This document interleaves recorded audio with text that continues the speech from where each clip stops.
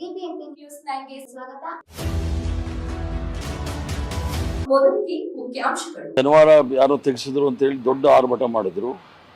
ಈಗ ಸರ್ಕಾರದವರು ಕೇವಲ ಹಿಜಾಬ್ ಮಾತ್ರ ಅವಕಾಶ ಅಲ್ಲ, ಜನಿವಾರ, ರುದ್ರಾಕ್ಷ, ಕುಂಕುಮ, ಉಡ್ದಾರ, ಶಿವದಾರ ಎಲ್ಲವನ್ನೂ ಹಾಕೊಂಡ್ಬರ್ಲಿಕ್ಕೆ ಅವಕಾಶವನ್ನು ಕೊಟ್ಟಿದ್ದಾರೆ.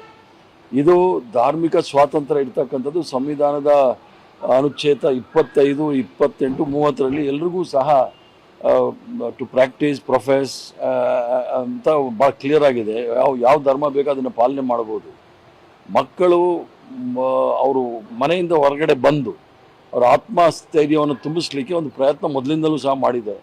ಇಂದಿರಾ ಗಾಂಧಿಯವರು 1965ನೇ ಇಸ್ವಿಯಲ್ಲಿ ಆ ಯೂನಿಫಾರ್ಮ್ನ ತಗೊಂಡು ಬಂದರು. ಆಮೇಲೆ 69ರಲ್ಲಿ ಅದು ಕಡ್ಡಾಯ ಮಾಡಿದ್ರು. ಈಗ ಅದ್ರ ಸಮಾನತೆ ಇರಬೇಕು ಅನ್ನೋ ವಿಚಾರದಲ್ಲೇ ಮಾಡಿರ್ತಕ್ಕಂಥದ್ದು. ಆದರೆ ಧಾರ್ಮಿಕ ಸಂಕೇತಕ್ಕೆ ಎಲ್ಲೂ ಸಹ ಯಾರೂ ಅಭ್ಯಂತರ ಆಕ್ಷೇಪ ಇಲ್ಲ.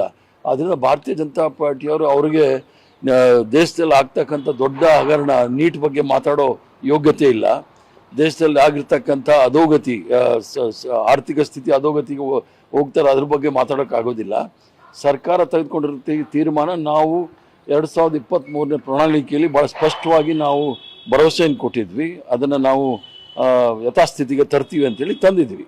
ಅಂದ್ರೆ ಮಕ್ಕಳಲ್ಲಿ ಭೇದ ಭಾವ ಸೃಷ್ಟಿ ಮಾಡೋ ಪ್ರಯತ್ನ ಮಾಡ್ತಿದೆ ಕಾಂಗ್ರೆಸ್ ಸರ್ಕಾರ. ಯಾರು ಕೇಳಿದ್ರು ಈಗ ಹಿಜಾಬ್ದು ಆರ್ಡರ್ನ ರಿವೋಕ್ ಮಾಡಿ ಅಂತ. ಭೇದ ಭಾವ ಮಾಡ್ತಾ ಇರ್ತಕ್ಕಂಥದ್ದು ದಾಡಿ ಬಿಟ್ಟಿರೋನ ಒಬ್ಬ 9 ವರ್ಷದ ಹುಡುಗ ಜುನೈದ್ ಅಂತ ಹೇಳಿ ಫರೀದಾಬಾದಲ್ಲಿ ಟ್ರೈನಲ್ಲಿ ಹೋದಾಗ ಅವ್ನು ದಾಡಿ ಬಿಟ್ಟಿದ್ದಾನೆ ಅಂತ ಸಾಯಿಸಿದವ್ರು ಯಾರಂತೆ?